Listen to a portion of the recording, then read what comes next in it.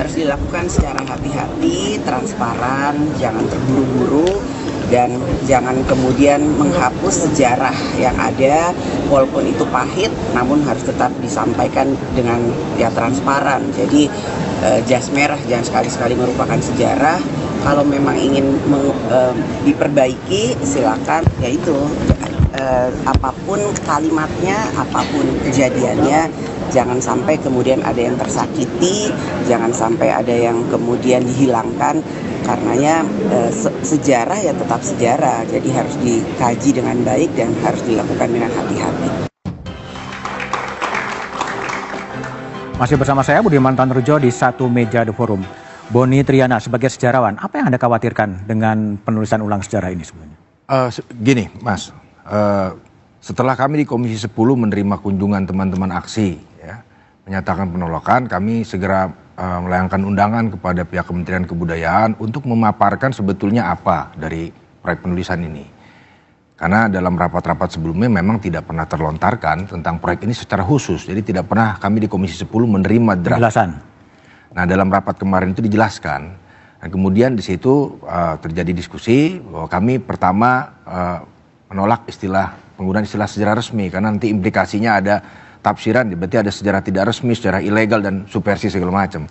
Itu disepakati di Komisi 10. Artinya Kementerian Kebudayaan bersama Komisi 10 menyepakati bahwa proyek ini bukan sejarah resmi atau bahkan bukan sejarah resmi baru. Artinya bukan satu-satunya rujukan. Yang kedua yang kami khawatirkan adalah kendati demikian, buku ini kan tetap akan menjadi rujukan apabila tidak ditulis dengan cara yang sungguh-sungguh, ya, baik secara prinsip maupun metodologis, maka dia berpotensi ya memberikan satu pengajaran yang tidak bisa terbuka untuk dikritik atau ditafsir atau ditambahkan perspektif lain. Itu kekhawatiran kami. Oleh karena itu kami mendorong gitu bagaimana proses dari penulisan ini setransparansi mungkin, terbuka mungkin. Karena biasanya dalam penulisan buku sejarah yang sudah terjadi, kita dulu tahun 57 ada konferensi seminar sejarah nasional.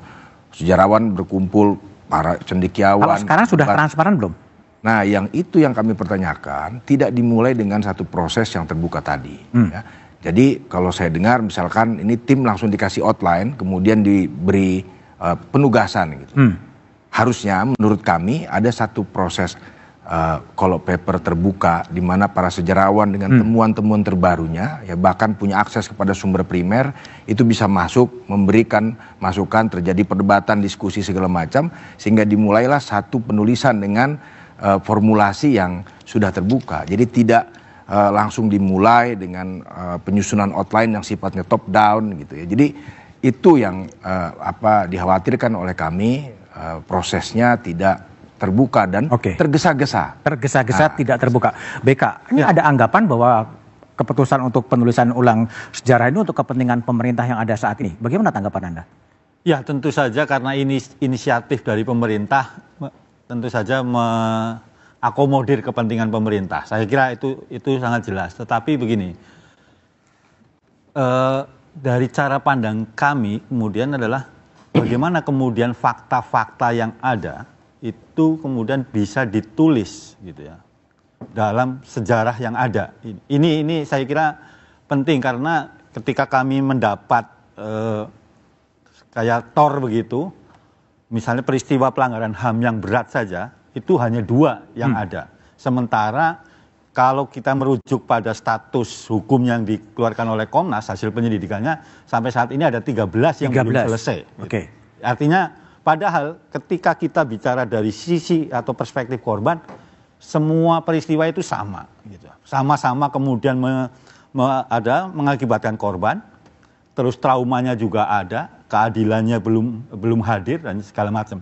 Pada titik itulah saya kira penting sebenarnya menghadirkan perspektif korban untuk ditulis dalam sejarah. Oke, baik. Prof. Santo, silakan direspon. Tadi dari Boni mengatakan ada ketidaktransparan. Yang kedua adalah mendengarkan juga suara korban. Ya, pertama tidak juga proses itu terbuka begitu ya. Setiap tahun kami masyarakat sejarawan itu mengadakan seminar-seminar. Jadi itu sebenarnya sudah ada ide, sudah ada gagasan yang jauh sebelum ini itu kita membutuhkan untuk menulis ulang gitu. Jadi kalau boleh saya katakan ini semacam gayung bersambut lah. Jadi nggak Gayung bersambut? Gayung bersambut, karena nggak sepenuhnya di pemerintah. Artinya inisiatif dari pemerintah atau dari sejarawan?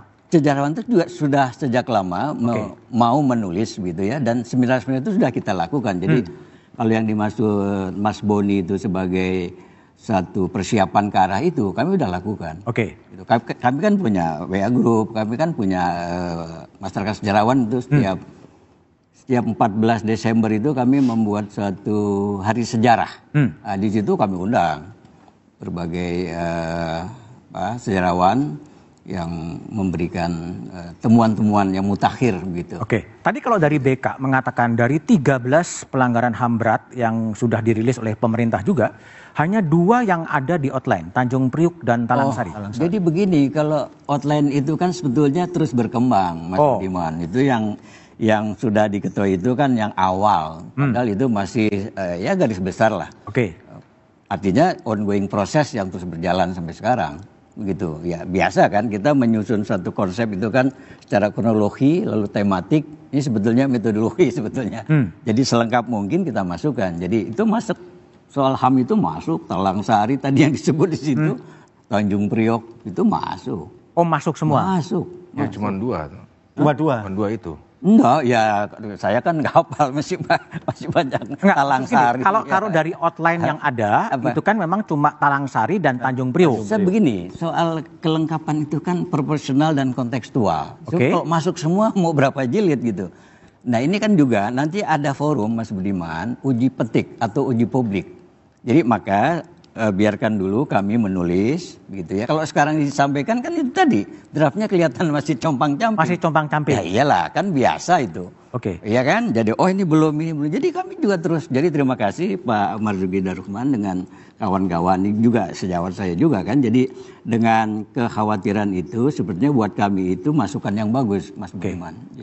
Jadi segera kami lihat di bagian mana ini masih rumpang begitu kan. Dan itu wajar saja. Kalau merefer pada outline Pak Santo, Tanjung Priuk dan kemudian Talang Sari dikonstruksikan sebagai respon atas pembangunan. Iya, itu jelas sekali. Kenapa? Latar belakangnya kenapa sebenarnya? Ya karena kan ketidakpuasan di dalam Orde Baru kan juga muncul.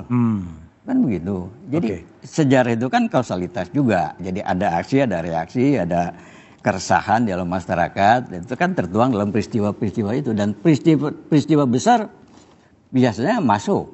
Ya, tapi yang kecil-kecil nanti bagaimana. Jadi ada cara bagaimana menuliskannya, Mas. Kan begitu. Ya. Apa ada yang tipis, ada yang tebal gitu. Ini juga pasti akan diprotes. Kok ini sedikit, ini banyak. Itu kan tergantung konteks, tergantung ya proporsional lah begitu. Dan kok selalu ini ya sejarah ini kok di fokusnya ke sini ya. Padahal sejarah kita ini dari prasejarah loh, peradaban awal gitu. Jadi maksud saya ya, tapi kami tahu juga itu isu-isu yang seperti inilah kontemporer yang paling dekat dengan ingatan publik. Ya gitu. Memori kolektif kita kan masih dekat. Tapi kenapa kita tidak membangun memori kolektif bangsa ini jauh ke belakang yang membentuk kita seperti sekarang ini? Itu kan pembelajaran sejarah yang penting. Baik, Bung Marzuki. Saya baca di Aliansi Keterbukaan Sejarah salah satu yang diprotes adalah tidak dimaksudkannya konferensi Asia Afrika dan Kongres Perempuan Indonesia. Ya, jadi sejarah itu ya, Mas Budiman, untuk semua bangsa-bangsa, untuk semua negara, menjadi rujukan untuk membangun kebanggaan, membangun kepercayaan diri. Ya.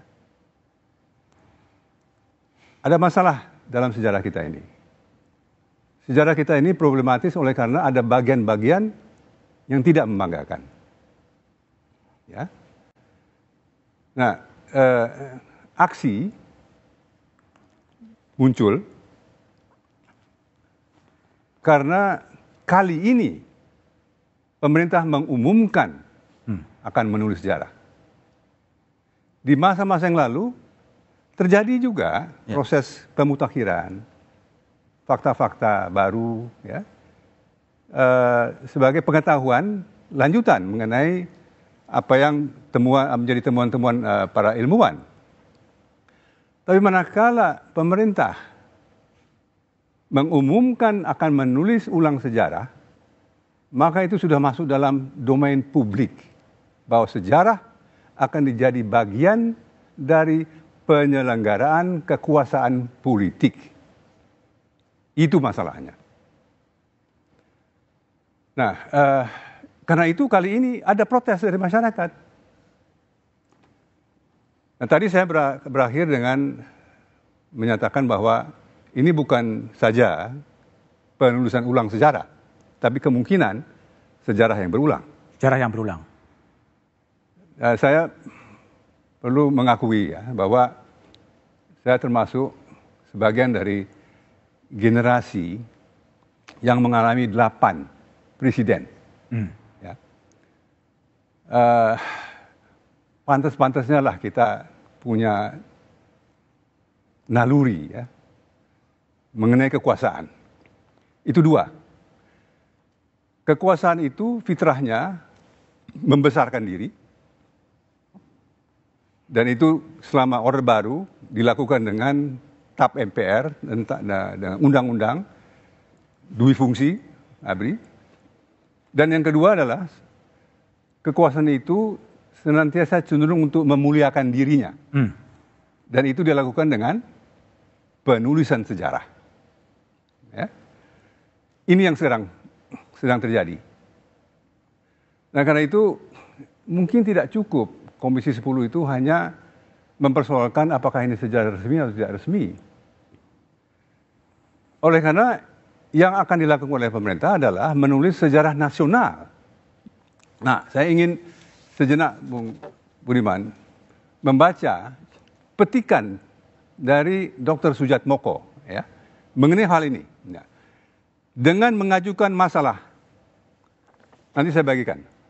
Dengan mengajukan masalah suatu filsafah sejarah nasional, sebenarnya lah kita telah meninggalkan bidang ilmu sejarah sebagai ilmu dan telah menginjak suatu lapangan lain, yaitu lapangan ideologi, lapangan penggunaan sejarah untuk keperluan politik,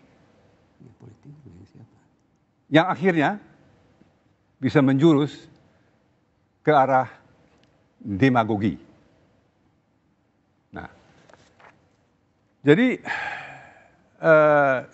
perdebatan malam ini barangkali menggambarkan ada 2 jalur ini. Satu yang prinsipil dan yang satu lagi sudah masuk dalam materi, masukan-masukan. Saya menduga bahwa sejak hari Senin itu semua masukan-masukan itu akan diakomodir oleh tim peneliti sejarah ini, penulis sejarah. By default, mungkin tidak terencana semula, tapi sekarang oleh karena ada gelombang di masyarakat, maka ini barangkali terpaksa dimasukkan. Nah, masalahnya mengenai sejarah ini bukan pada fakta-fakta saja, tapi pada penafsiran mengenai sejarah itu. Penafsiran yang bagaimanakah yang timbul dari penulisan sejarah itu?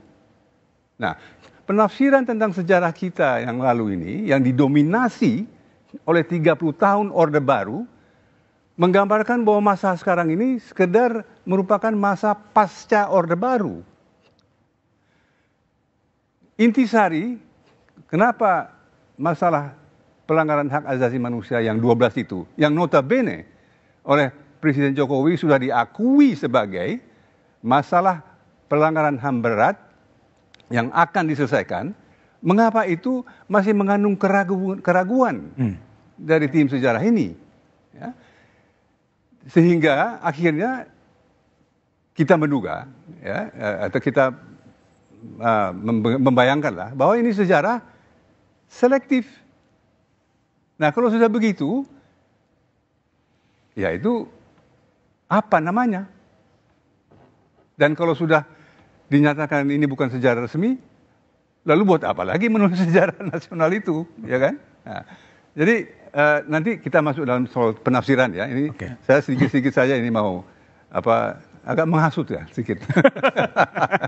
Ya. Oke ya, jadi banyak penafsiran soal rencana penulisan ulang sejarah, apakah memang untuk memuliakan kekuasaan, tapi juga ada spekulasi untuk melancarkan jalan Soeharto menjadi pahlawan. Kita bahas setelah jeda berikut ini.